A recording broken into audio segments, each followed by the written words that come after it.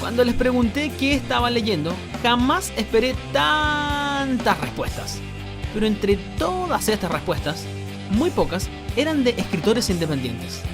Es por eso que decidí salir a caminar y ver dónde encontramos a los escritores independientes de nuestro país. Bienvenidos a un programa grabado íntegramente con tecnología celular. Esto es Lee sin cesar. En este primer capítulo vamos a hablar del libro de Tamara Kruger, que es una escritora que tiene bastante llegada con el público femenino, pero también masculino. Una historia bastante interesante de su libro que, ¿dónde está? En una librería ubicada en Miraflores. Esto es Lee sin cesar, capítulo 1. Bienvenidos a Mundi Libros.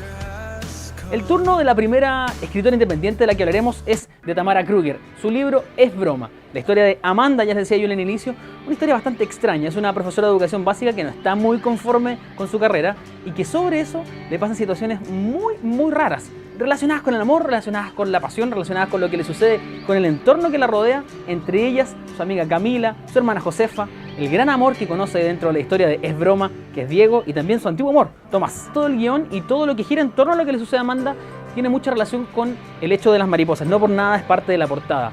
Habla un poco de mostrar las alas, de salir del capullo en el que está envuelta Amanda y mostrarse tal como es. Es en realidad una comedia romántica, si se quiere de cierta forma. No sé si han visto Sex and the City, seguramente la conocen. Tiene un dejo a Sex and the City bastante potente. Siento sí que hay algunos personajes a los que les falta bastante desarrollo.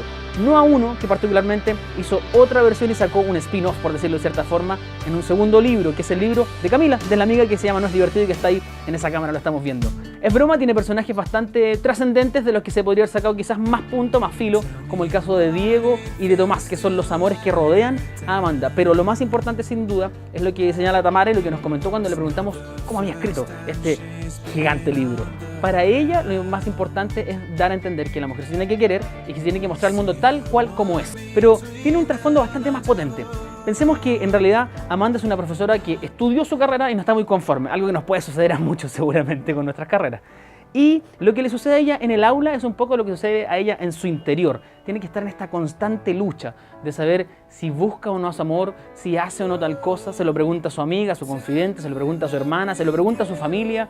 Definitivamente Es broma, yo creo que encarna a la mujer profesional de hoy en día en nuestro país. Es un libro que parece muy extenso, aproximadamente 422 páginas el que tengo en mi mano para ser exactos, y en realidad se hace bastante rápida la lectura, porque lo bueno que tiene Es broma es que si te engancha de entrada la historia de Amanda, que ya es muy entretenida, te vas por un tubo en buen chileno. Finalmente, leer Es broma, aunque parezca un libro extenso, es bastante entretenido. Es un libro que se publicó el año 2015, tiene varias ediciones, pero la primera edición fue del año 2015. Tamara Kruger nos cuenta que escribía entre medio de la vorágine de tener 2 hijos. Tenía en esos años 2 hijos de 3 y 5 años, y era bastante complejo para ella escribir. Dice que escribe de forma calmada, con un té, ojalá en el balcón de su casa de forma más tranquila. Las redes de Tamara Kruger para que le comenten qué les parece Es broma, para que le comenten y le pregunten por sus nuevos lanzamientos. Este fue el primer capítulo de Lee sin cesar con el libro Es broma de Tamara Kruger. Los espero en el próximo capítulo. Chao.